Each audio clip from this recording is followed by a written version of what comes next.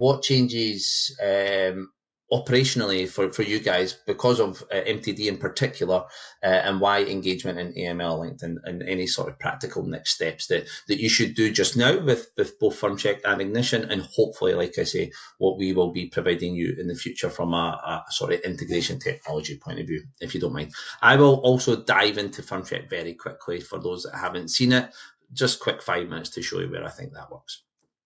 Okay, so why does 2026 feel different? And I was just sort of saying to Holly and the guys backstage here that I'm now coming to my 14th Accountex in a couple of weeks' time, and during that whole time, I've seen a lot of changes, especially the language and the things that software vendors use, and all software, whether that be Zero, Free Agent, where I used to work, FirmCheck, Ignition. Back in the day, I've done a couple of sessions with Ignition. Sorry, it was all about efficiencies, and it was all about you're wasting time doing X, Y, Z, and start growing your practice, and software will help you do that.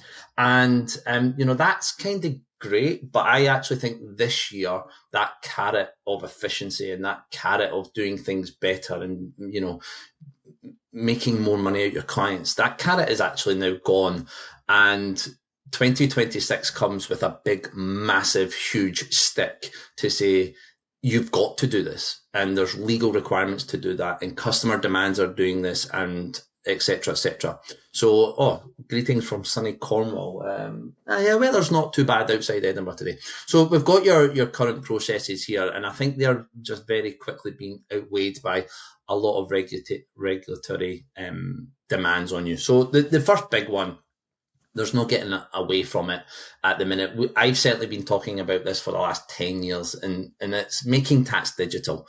Now, I hopefully don't have to tell anyone on this call what making tax digital is, but it's obviously live now. I think what's really, really interesting about MTD as well, or interesting stroke concerning, if you like, is in the software world, we've certainly been talking about this for a long time and telling you to get ready with your clients and start getting them on software and things like that. I think if you look at the recent stats of how many people are actually registered for MTD, there's still round about 60% of clients that fall into this first tranche of MTD. So that's turnover of £50,000, who are still not registered for making tax digital. And that's quite a concern to me, which, and again, speaking to sort of some practices, they're not seeing that April deadline as to get started. They're actually seeing August as when the first submission is due, as that's how much time you've got to do. And I agree with that to some extent, but then what you're actually doing is kicking the problem down the road there and getting people onto digital solutions and getting their training on digital solutions up to date, because a huge part of MTD is that these clients have to keep digital records.